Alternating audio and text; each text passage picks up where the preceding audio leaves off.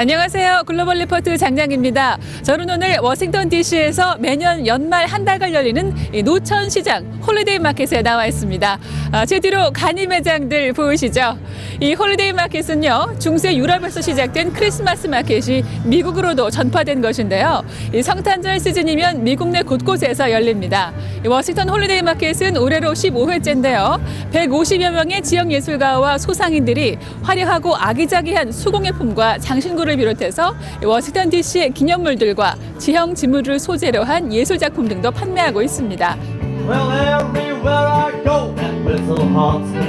연인과 가족들은 이곳에서 흥겨운 음악과 함께 공연도 즐기고 선물을 구입하기도 합니다. 이 시장을 환하게 밝히기 위한 전기는 모두 친환경 연료에서 얻는다고 하고요. 그 외에도 시장 홍보물, 제품을 담아주는 포장 봉투 역시 모두 재활용품을 사용한다고 합니다. 오는 23일까지 열리는 이 홀리데이 마켓은 눈이 오나 비가 오나 날씨에 상관없이 매일 정오부터 저녁 8시까지 계속됩니다. 다양하고 깊이 있는 세계 소식 전해드리는 글로벌 리포트 지금 시작합니다.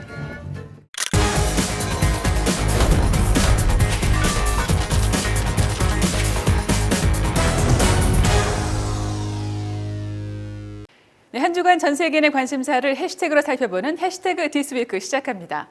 미얀마 민주화의 상징 아웅산 수치 국가자문이 국제사법재판소에서 자국군의 로힝야족 학살을 변호해 이번 주 해시태그에 올랐습니다. 미얀마는 인종청소 혐의로 국제사법재판소에 제소된 상태인데요. 아웅산 수치 자문과 로힝야족 문제에 대해서는 잠시 후 클릭 글로벌 이슈에서 좀 더 자세히 알아보겠습니다. 뉴질랜드 화이트 섬에서 지난 9일 갑작스런 화산 폭발로 미처 섬을 빠져나오지 못한 관광객들이 인명피해를 입어 이번 주 주요 해시태그에 올랐습니다. 화산이 분화할 당시 47명의 관광객이 섬과 주변 바다를 관광 중이었다고 하는데요. 당국에 따르면 현재까지 최소 5명의 사망자와 30명이 넘는 부상자가 발생했지만 위독 환자가 대부분이라 피해 규모는 더 늘 전망입니다. 이 화이트 섬은 화산 분화구 관광으로 유명하며 이번 폭발 전에도 분화구 근처까지 접근한 관광객의 모습이 포착되기도 했습니다. 북유럽 핀란드에서 세계 최연소 총리가 공식 선출돼 이번 주 주요 해시태그에 올랐습니다. 올해 34살인 산나 마린 총리는 27회 정치에 입문한 후 국회의원을 거쳐 교통장관을 맡아오다가 이달 10일 의회 승인을 거쳐 핀란드 46대 총리직을 맡게 됐습니다. 마린 총리는 19개의 장관직 중 12개 자리에 여성 장관을 임명해 더 눈길을 끌었는데요. 핀란드 열린여당의 5개 정당 대표 모두 여성인 점도 세계인의 관심을 받고 있습니다. 세계 도핑기구가 향후 4년간 러시아의 국제 스포츠 대회 출전을 금지해 이번 주 주요 해시태그에 올랐습니다. 러시아는 체계적이고 광범위하게 자국 선수들에게 금지 약물을 사용하게 한 혐의를 받고 있는데요. 당장 내년에 있을 도쿄올림픽을 비롯해서 2022년 베이징 동계올림픽 그리고 카타르 월드컵 출전까지 모두 영향을 줄 것으로 보입니다. 단 러시아 선수라도 도핑 검사를 통과하면 중립국 자격으로 출전이 가능합니다. 분쟁이나 내전 현장을 체험하며 관광하는 다크 투어리즘이 이번 주 주요 해시태그에 올랐습니다. 일반적인 여행이 아닌 잔혹한 참상이 벌어진 현장을 찾아 체험하는 다크 투어리즘은 최근 영어권 소비자를 상대로 인기를 끌고 있는데요. 특히 시리아에서 파괴된 마을과 유적지를 둘러보고 다마스쿠스에서 밤문화까지 즐길 수 있는 상품인데 여행자들의 안전에 대한 우려와 함께 내전의 참상이 남아있는 곳을 상품화한다는 것은 비인도적이라는 지적이 나오고 있습니다. 이어지는 클릭 글로벌 이슈에서 박승혁 프로듀서가 아웅산 수치 여사의 행보에 대해 자세히 설명해 드리겠습니다. Regrettably, the Gambia has placed before the court an incomplete and misleading factual picture of the situation in Rakhine State in Myanmar. Yet, it is of the utmost importance that the court assess the situation obtaining on the ground in Rakhine dispassionately and accurately. এখন আলাদা যখন এটা যাচ্ছে তারা ইন করে আরা ভুলিলাম দেখিলাম আরা বিচার চাই দিয়ে অন্ধান মানা নগর আরা জনসাইগুলো জানে মানা নগর আরা বিচার চাই 아웅산 수치 미얀마 외교장관 겸 국가자문이 네덜란드 헤이그의 국제사법재판소에 출석해 소수민족 로힝야족에 대한 인종청소 혐의로 제소된 미얀마 군부를 변호했습니다. 미얀마 민주화의 화신과도 같은 아웅산 수치가 자신을 탄압했던 군부를 변호하는 모습에 서구 언론은 혼란스럽다는 반응인데요. 클릭 글로벌 이슈 오늘은 미얀마 로힝야족 사태와 아웅산 수치의 딜레마에 대해 알아보겠습니다. 미얀마 군부는 체계적이고 광범위한 인종 청소를 자행한 혐의를 받고 있습니다.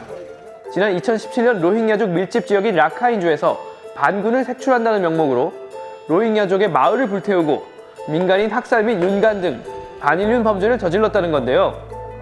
The evidence before you, frankly speaking, is overwhelming. The risk of destruction of the Rohingya group, in part or in whole, is very real. Genocide is a continuum, and you are called upon to act now as acts of genocide have occurred and are continuing to occur.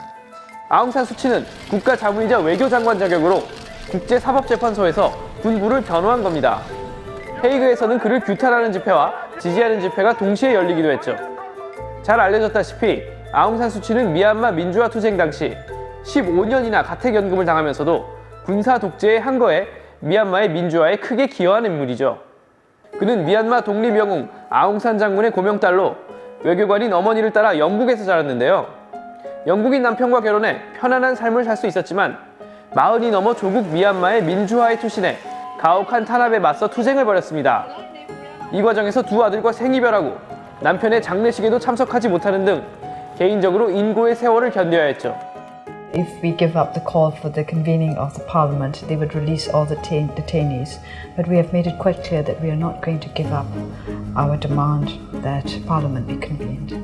결국 20년이 넘는 투쟁 끝에 민간으로 정권 이양과 민주선거 도입 등을 이끌어냈는데요.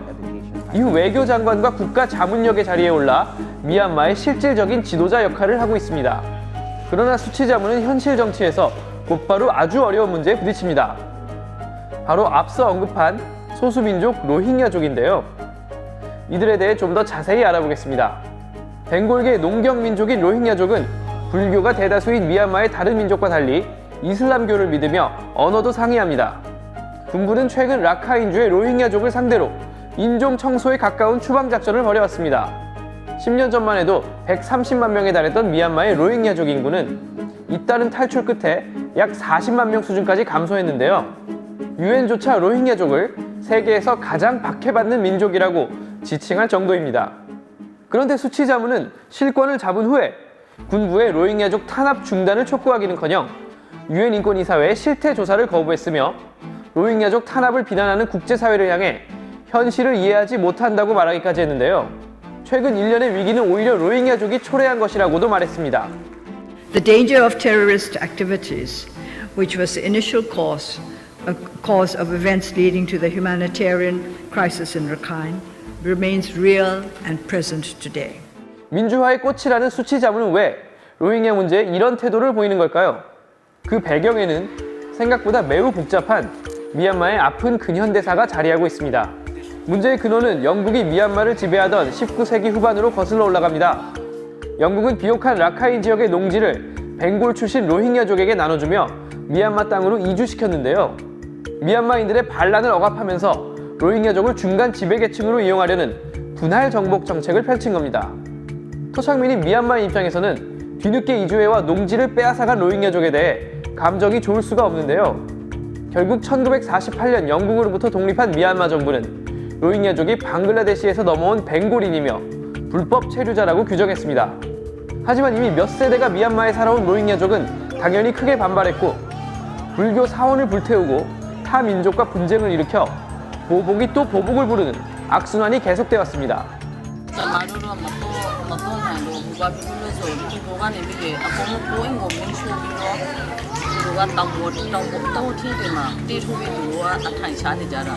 이렇듯 일반 미얀마 국민의 반감이 매우 커서 수치 자문도 섣불리 해결책을 내놓을 수 없는 겁니다.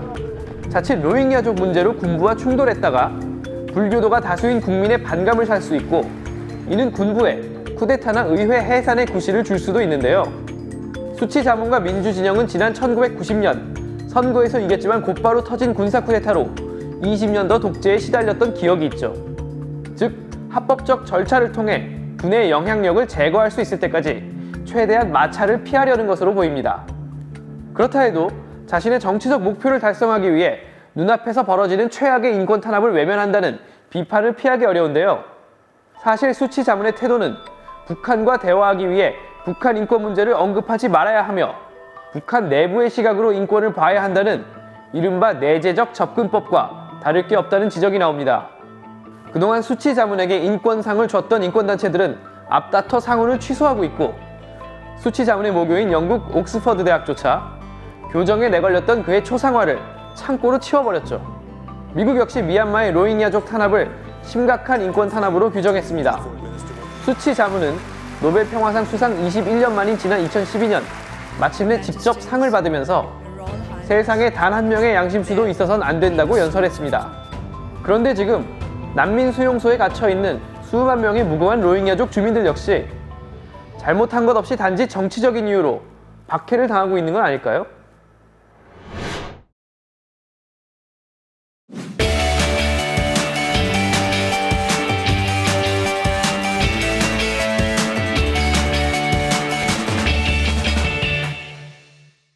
네, 진솔한 이야기를 통해서 미국 사회의 변화, 지역의 역사, 그리고 다양한 삶과 문화를 소개해드리는 글로벌 리포트 아메리칸 테일 시간입니다. 네, 현장의 생생함을 전해줄 김관우 프로듀서 함께합니다. 안녕하세요. 안녕하세요. 네, 자, 오늘은 또 어떤 이야기를 소개해 주실 건가요? 네, 오늘은 어린이를 위한 코딩 교실이 있다고 해서 소개해드리려고 합니다.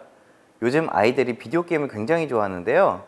이곳에서는 아이들이 컴퓨터 언어인 코딩을 사용해 비디오 게임을 직접 만들고 드론 자율 비행 기술까지 배운다고 합니다. 이 코딩이라는 게 컴퓨터 프로그래머들이 프로그램을 제작할 때 사용하는 언어를 말하는데요. 어린이들이 사용하기에는 좀 어렵지 않을까요?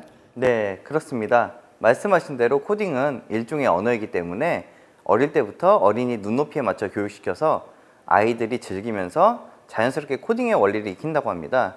VOA 센트럴 취재를 통해 어린이 코딩 교육에 대해 알아보겠습니다. 네, 자 그럼 어린이 코딩 교실 함께 보시면서 글로벌 리포트 다음 이 시간에 인사드리겠습니다.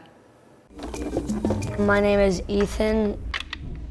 I'm 10 years old. I worked on some robots and a game. It's kind of difficult. I hope I can make 5 to 7 games by the end of this week. Code Ninjas is a center where children ages 7 through 14 learn how to code. We want to leverage screen time and make it productive. Kids love video games. That's why we have built our curriculum around learning how to code. By building video games, the kids are engaged. Up to jump. And when they're engaged and having fun, they're going to learn. Throw a bomb. Okay, let's see it. We also had a drone station where the drones were being coded so that they would code the flight path, test it out through the hoops, and then adjust as necessary. So this guy goes for 2, and we need to place the crystal at the 1 position. Our code senseis have a variety of background. The first thing that we look for is that they're good with children. Oh, that looks awesome. My name is Andrea Hatcher. I am a code sensei here. It's a real traffic light. I am a junior at Penn State studying cybersecurity. There you go. Girls is something in STEM that I'm very, very passionate about, always have been. And the girls, you know, they stay with the boys, they love it. The cyber and technology field is the fastest growing industry in the world. The United States is far behind it. The earlier you learn, the more time you have to develop and hone in those skills. And at this age is when they're really soaking up information like a sponge.